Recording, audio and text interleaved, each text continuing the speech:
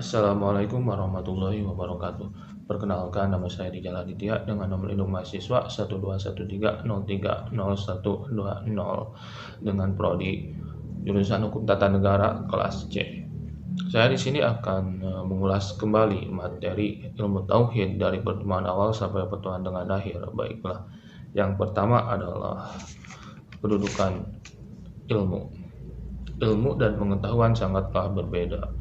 Ilmu itu didapat melalui sistem yang sangat rumit dan mulai sistematis, sedangkan pengetahuan sendiri didapat hanya dengan panca indera, dengan apa yang kita rasakan sehingga kita mengetahui hal tersebut.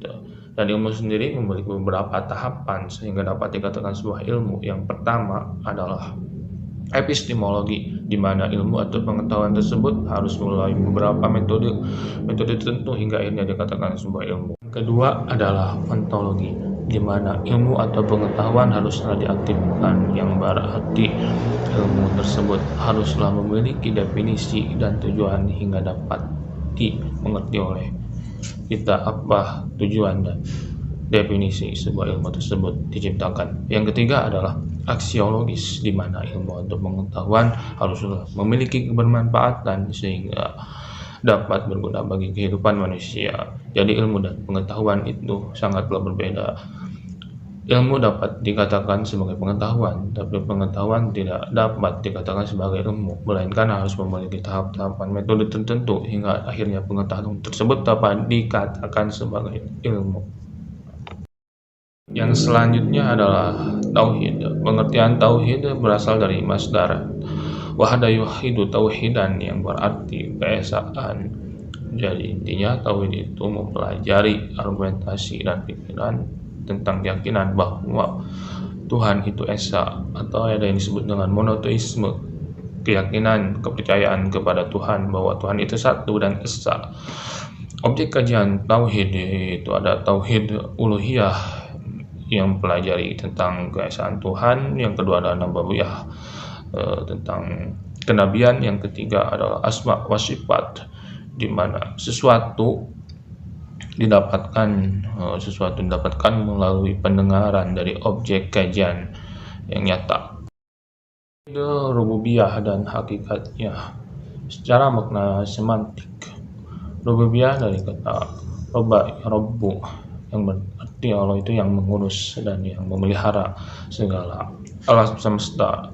Dan secara hakikatnya tauhid itu adalah khalik dan malik, yang berarti Allah lah yang menciptakan alam semesta ini dan yang merajai segala ciptaannya.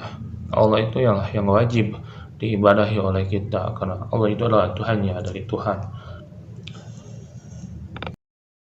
Rububiyah ada tauhid uluhiyah, di mana cara kita meyakini dan mengimaninya dengan mengimplementasikan ibadah tersebut, baik ibadah secara langsung maupun tidak langsung.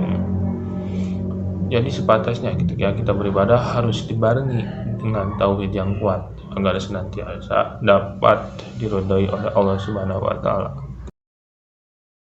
Adalah karakteristik ilmu tauhid. Yang pertama adalah taufiqiyah, di mana kita harus bisa menjalankan ibadah sesuai yang dituntunkan, yang dicontoh oleh Nabi kita Nabi Muhammad SAW. Yang kedua adalah ghaibiyah, di mana kita harus mengimani hal yang gaib, yang bersifat aksio, yang berarti tidak masuk akal. Kita harus bisa mengimani hal yang gaib.